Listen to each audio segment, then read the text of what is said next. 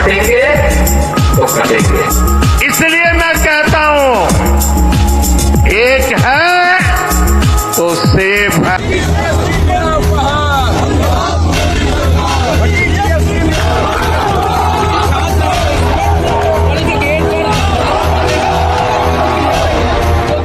कब तक काले कानून का कोड़ा सवर्णों पर चलाओगे? यूजीसी लाकर गधों को घोड़ा बनाओगे? तुम्हारे नस्लों की नस्लें टूटकर बिखर जाएंगी। तुम्हारे नस्लों की नस्लें टूटकर बिखर जाएंगी, फिर भी तुम सवर्णों का रोआ नहीं उखाड़ पाओगे। स्वीकार नहीं करेगी। क्या धमकाना चाहते हो भाई? संसद का कानून है, सबको स्वीकार करना पड़ेगा।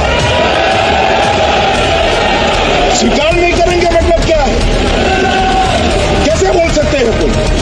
हम कानून को स्वीकार नहीं करेंगे। एक कानून भारत सरकार का है, हर एक पर बंधन करता होगा। यूजीसी गाइडलाइंस पर बवाल मचा है, लेकिन सवाल ये है, असल नुकसान किसे?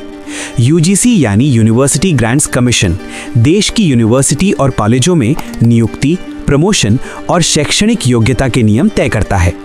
नई गाइडलाइंस में मेरिट प्लस आरक्षण के संवैधानिक प्रावधान शामिल हैं। एससी, एसटी, ओबीसी समाज इसलिए विरोध नहीं कर रहा क्योंकि ये गाइडलाइंस संविधान के अनुरूप हैं, शिक्षण संस्थानों में प्रतिनिधित्व का अधिकार देती हैं, वर्षों से दबे समाज को आगे बढ़ने का मौका देती हैं। ये कोई अतिरिक्त लाभ नहीं बल्कि बराबरी का हक है।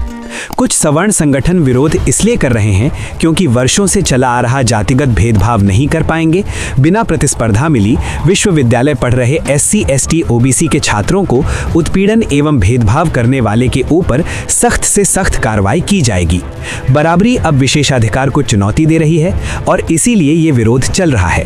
कई पत्रकार और कवि अब खुद को स्वर्ण बांधकर विरोध करना शुरू कर दिए हैं। कुमार विश्वास, अभिनव पांडे, सुधांकर मिश्रा जैसे पत्रकार इसका विरोध कर रहे हैं। जब हक सबको मिलने लगे तो कुछ लोगों को वो अन्याय लगने लगता है। कुछ विश्वविद्यालय की घटनाओं को शामिल उत्पीड़न और जातिगत भेदभाव से बहुत परेशान रहे। अखिल भारतीय आयुर्विज्ञान संस्थान नई दिल्ली थोराट कमेटी ने यहाँ व्यापक जातिगत भेदभाव पाया था। हैदराबाद विश्वविद्यालय हैदराबाद रोहित वेमुला का मामला, जिसने देशव्यापी विरोध को जन्म दिया। भारतीय प्रौद्योगिकी संस्थान आईआईटी बॉम्बे मुंबई दर्शन सोलंकी मामला और कैंपस में कास्ट सेंसिटाइजेशन की कमी के आरोप। भारतीय प्रौद्योगिकी संस्थान आईआईटी मद्रास चेन्नई फातिमा लतीफ मामला और कैंपस में भेदभाव की शिकायतें।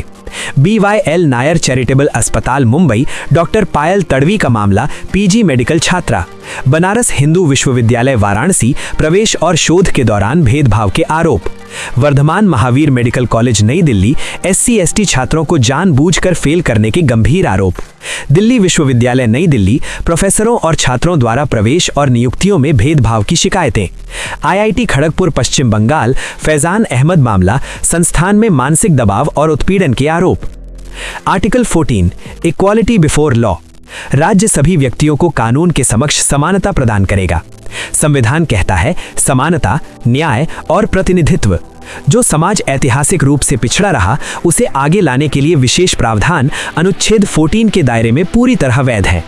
आर्टिकल 15(4) राज्य एससी, एसटी और अन्य पिछड़े वर्गों के लिए विशेष प्रावधान कर सकता है। आर्टिकल 15(5) शिक्षण संस्थानों में प्रवेश और सुविधाओं में आरक्षण या प्राथमिकता दी जा सकती है। यूजीसी गाइडलाइंस में शिक्षा और अकादमिक अवसरों में प्रतिनिधित्व इसी अनुच्छेद से संवैधानिक शक्ति प्राप्त करता है। आर्टिकल 46 डायरेक्टिव प्रिंसिपल्स, राज्य का कर्तव्य है एससी, एसटी और कमजोर वर्गों के शैक्षणिक और आर्थिक हितों की विशेष रूप से रक्षा करे और सामाजिक अन्याय से बचाए।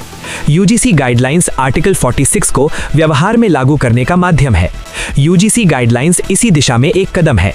ये हम सब का हक है और ये हक भारतीय संविधान देता है।